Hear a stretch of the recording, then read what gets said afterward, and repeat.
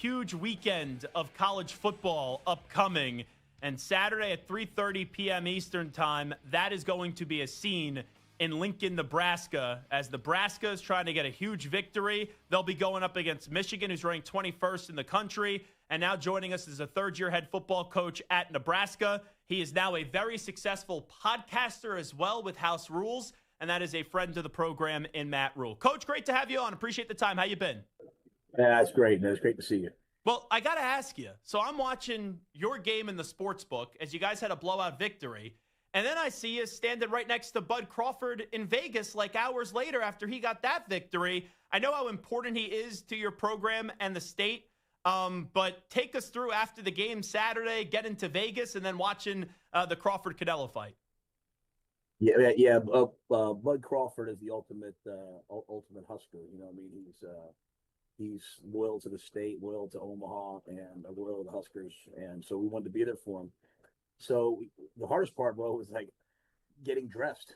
got done with the media, ran upstairs, trying to put on a sport coat. You know, Julie's like, no, not that one. No. So I was like, okay, I'm scrambling, but we ran. We have a Husker jet. Got there. Julie and I met Troy Dan and our elite AD and his wife Amy, and four of us went out there and watched Bud do what many thought was unthinkable, but we knew was inevitable, and really happy for him. Yeah, it's funny, being in Vegas the whole week, everyone was like, Canelo's going to win, Canelo's going to win, Canelo's going to win. And I just said to myself, I keep on hearing Canelo's going to win, and I don't really know much about it. I'm just going to take Crawford because everyone's telling me Canelo's going to win, and these are two of the all-time greats going up against it. What can your football team, I know how much pride they had in what he was able to do, but what can your football team learn from a moment like that, even though it's not a football game being played, it was a legendary boxing match? Yeah, I think the biggest thing is before the fight, I talked a lot about the fact that he wasn't doing it for money. He wasn't doing it because he had to. In many ways, I mean, he's a first ballot Hall of Fame fighter, and he's pound for pound king. Yet he was going up in weight because he wanted the challenge. He wanted to see if he could be the first guy to be unified champion in 3 different weight divisions. And so I think that's a pretty cool thing in a world where we spend a lot of time talking about what people did wrong, or if he lost that, all of a sudden is people coming after his legacy. He didn't care. I mean, he wanted to do something that no one else did. And so I talked a lot about taking on challenges. And then after the fight, the next day, on Sunday, I got back, we had a team meeting. I showed the weigh-in. I showed the press conference. And he wasn't talking about if I do this. He talked a lot about when I do this and when I win this fight. And it was cool about Bud. At the end, you saw him bring back Canelo's belts. You saw him, playing with his daughter. He has so much respect for him. You know how much Canelo has respect for them. But only one guy can win, and it was the right guy for us. Matt Rhule here with us. I love the speech that you gave to your team at halftime of the Akron game. I have to ask, what was the speech like at halftime during Houston Christian? Did you have that same energy at halftime, or did you kind of tone it down last week? No, you know how it is. And if you have the same energy all the time, they just kind of, guys, you just shut it off, right? I think every game, every moment's different, right? I mean, you can be getting blown out and be calm. You can be getting blown out and lose it. I mean, you just don't want to be animate. You don't want to be inauthentic. You want to talk about how you feel. I felt that way at Akron. And, but then it was out there and people saw it. A lot of people said to me, I didn't know you had that in you. I said, go call Zach Gill. He'll tell you what I was like at Temple. I mean, that's how we built Temple, was with those types of days. But, we came in at halftime, and I very simply said, because we played really well against Houston Christian, and right before the half, they moved the ball again, and then we were in 2 minutes, and we didn't go down and score. And I knew I was going to take the starters out. Big Ten was started this week. We were up, 38-0. And I just simply said, hey, was that good enough at the end? And the guys were all like, no. And so I walked back in, let the coaches talk. And then when I brought them all up, I said, man, don't ever lose what you guys have right now.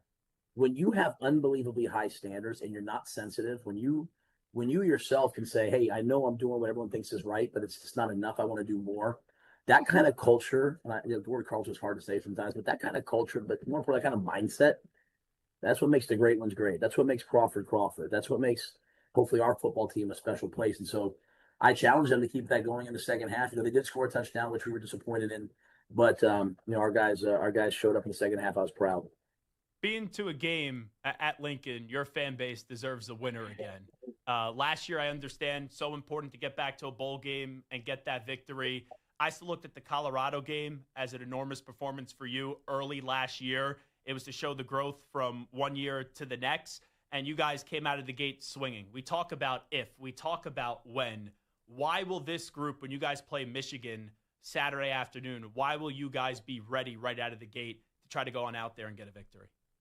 Well, this is why you came to the University of Nebraska. Like, you didn't come here to score 69 points against Akron. You didn't come here to play Houston Christian. You came here to play ranked teams at home. You came here to play the Big Ten slate.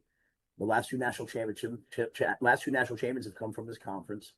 And so we're proud to be a Big Ten member. And so this is why you came. We came to play.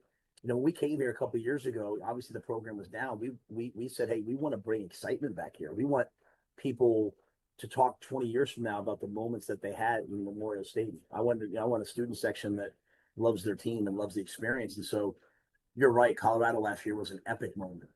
I think in some ways I did a poor job.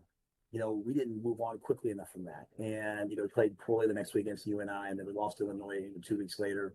So we don't want to put too much into any one game. We want to come out every single week, and we want to be the Nebraska Cornhuskers. And you know what that means, and I know what that's supposed to mean.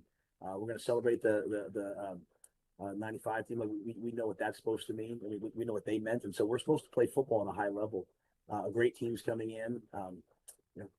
This is why you came to Nebraska. I'm excited for it. I love your quarterback in Dylan Raiola. He had some ups and downs last year, but I thought it was a very successful freshman season. How have you seen him grown from year one to now the early stages of year two? Yeah, I mean, he's first or second in completion percentage. He's protected the football. We're a pro style offense. We get under center, we get in the gun, we throw a drop back, we throw play action. I mean, he's unbelievably accurate. In the mid range, he's not just throwing the ball over people's heads and checking the ball down. I mean, he's attacking every part of the field. And what I love Zach is, the ball's going to everybody. It's not like, hey, we have one guy with way more catches. The first game I think we completed the ball to 10 different guys against Cincinnati. I think it was 5 guys had 5 catches. Week 2, I think 14 guys had a catch. Now TJ Lateef, our sensational freshman quarterback, came in and played well as well. But Dylan's doing a great job to me of taking what the defense gives him, getting the ball where it needs to be, getting in the right checks. He's playing pro football at the college level in terms of the things we're asking him to do. To credit to Daniel Holverson, our coordinator, he's done a fantastic job, and I think Dylan's really clicking with them. There was so much hype going into year one last year with Dylan Raiola. And then going into this year, there was a point at the summer where I said, now I feel like Dylan Raiola is underrated and people aren't talking about him enough. Not just the national perspective of it. Do you feel like your quarterback at times this offseason was a little bit disrespected? I don't disrespected. I just think he's been, I don't think people have appreciated enough the level of football that he's playing at. And, we lost. We were 5-1. We lost 4 games, but we weren't losing because of him. We weren't losing because of anyone. We just were that kind of a football team last year. And Dylan came here, along with Ja'Cory Barney, along with Vincent Shapes, along with all these great young players that we have, to help us build something. They didn't come to just join an already built roster. That's what a lot of kids want to do now in recruiting. Well, I'm going to go to the best place and be amongst. They want to come build it, and so there's steps to it. So yeah, I think people have just kind of maybe moved past that or ignored it, haven't seen it as much. But he's doing an unbelievable job. And what I'm excited about, and the thing that I've been saying, Zach, is early on last year, he made the wow plays, rolling left, throwing back right across his body. And those plays, they get you on TV, they get you on SportsCenter, they get you on your show, they get you on Instagram. You get and that's fun. But that's not what Tom Brady plays like. That's not what the best play like all the time. They play like that when they have to, but they are going to be methodical killers as quarterbacks. And so I think what I love about what Dylan's doing now is he's playing quarterback at a really high level. And it's like anything else. Eventually people will see it. We have an opportunity this Saturday to play on national TV. And instead of worrying about what everyone else thinks, we just got to go play well, and eventually everyone will know what we know. And on the other side, Michigan, right? Bryce Underwood, a lot of expectations with him. You guys were in that spot last year when you get a player like that to come to your university. When you've been watching him on tape, what stands out to you so far from Bryce Underwood? Well, in the first 2 games, really a commitment to being a pocket passer, being a pro-style quarterback, big arm, accurate, smart. I mean, you just see the total package. Last game, added the element of running with the football, was their leading rusher. If things broke down, if they played man, if he saw a lane, he took off. And I think that's an added dimension that we now have to deal with. We were preparing for that pro style pocket quarterback, and now, oh wow, he's got this other element. We knew he had it, but now they're utilizing it too. So you have to defend him, both his his arm and his legs, and so credit to them for playing a freshman. We did it last year, as you know. I did it at Temple and I did it at Baylor. And that first year, everyone's kind of like, there'd be some ups, there could be some downs, at least for us. I'm not saying that for Michigan, but for us. But the experience is invaluable, and the guys, they grow. You just have to make sure that they stay with it mentally. They don't get too beaten up as they go through the process physically or mentally. And Dilly came through it last year. I'm proud of where he is, and their young man's doing a wonderful job. Getting back to your team, Coach Matt Rhule here with us for a few more minutes. You got a big game this weekend. Michigan going up against Nebraska. Going to be some scene in Lincoln. I know Dana Holgorsen really put his fingerprints on this program towards the end of last season. You had a defensive coordinating position. I like Tony White, but John Butler was on your staff, takes over. Coach White now with Florida State. Having two coordinators be new to start the season, from start to finish, that's obviously the goal. Just where's the comfortability level right now with the offensive coordinator and your defensive coordinator? Because it's looking pretty promising so far. Yeah, I'll tell you what, bro. The results, the outcomes come. I love the way the guys do things. I love their work ethic. I love their process. To give you an idea of who Dana Holgorsen is, the previous coordinator, Marcus Satterfield, a great football coach, stayed on the staff. And Dana could have said, no, I don't want this guy, I want this guy. He brought in one guy with him. That was it. I mean, he worked with our staff at the end of last year, and he said to me, these guys are really good football coaches. He's so confident. He's so great to work with it. We kept Glenn Thomas the quarterback coach because he's an elite quarterback coach. We kept Donnie Raiola. We kept Stat. We kept E.J. Barfield. We kept all these guys because he's bought into that concept. So I love working with Dana. And he's done so much for me as a head coach, because I have someone else I can go to and say like, hey, what about traveling to the West Coast? What about going to the East Coast? What about night game? And then John Butler's just an absolutely brilliant guy. He's been a coordinator before at Penn State, 10 years in the NFL at a really, really high level.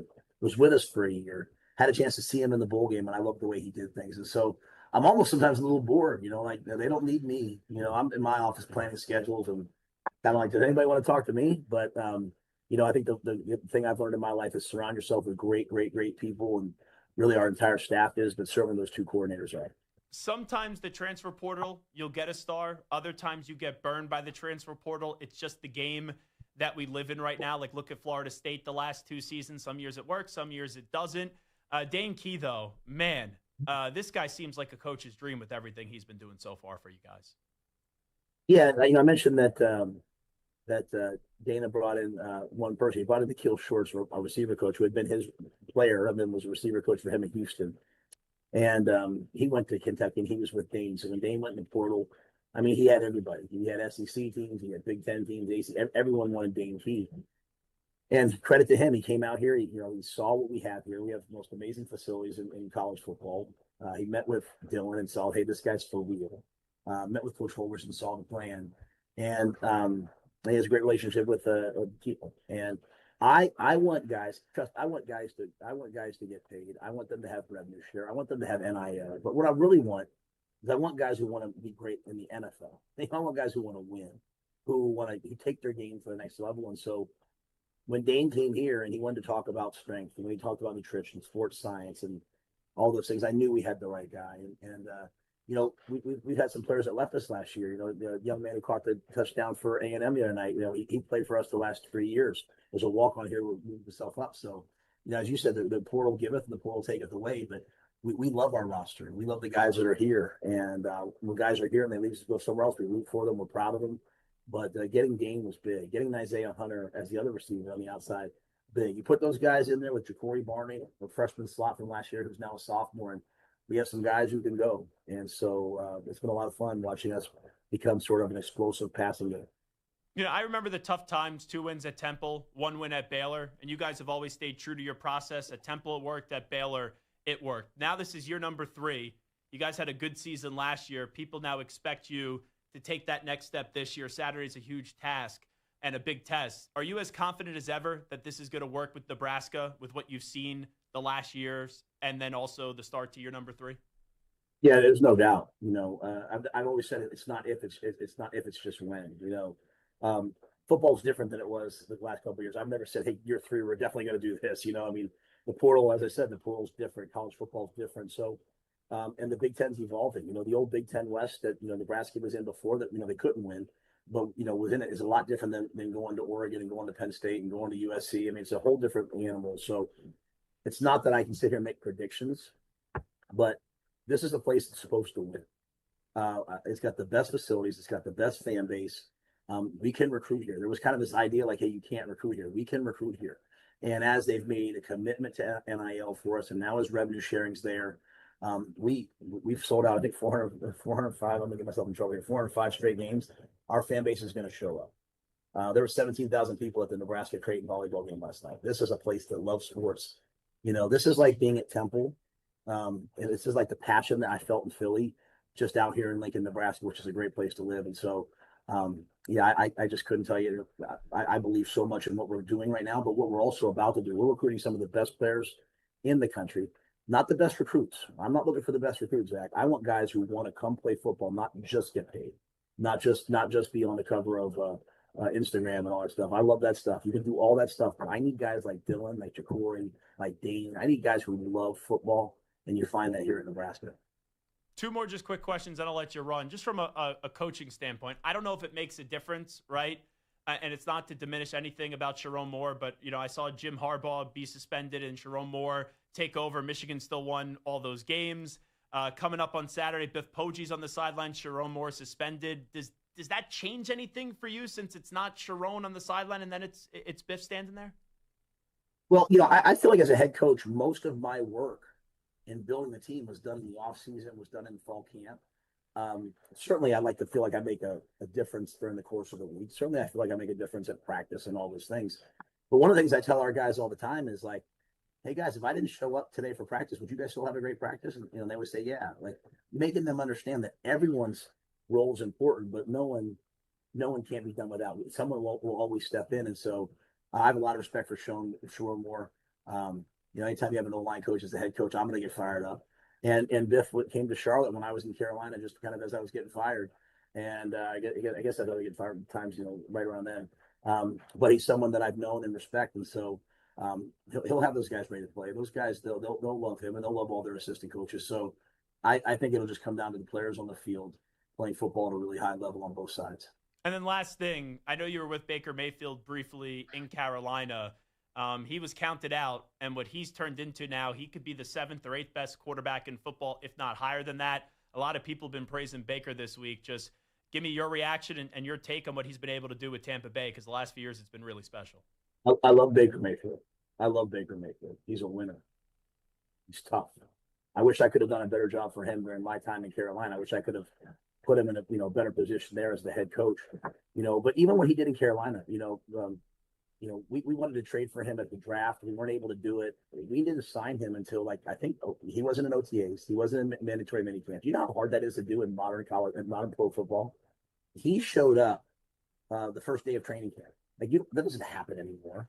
But to his credit, we got down that first game against Cleveland, and he brought us all the way back. I remember him running for a touchdown and throwing the ball against the back line, how much he wanted to beat Cleveland. And they came down and Jacoby Brissett, he spiked the ball, and they called whatever legal floor pass, because he kind of looked like pump fake. They overturned that guy, and it's a 59-yard field goal. Things didn't go our way, but I'll never minimize the toughness, the competitiveness, the mindset of Baker Mayfield.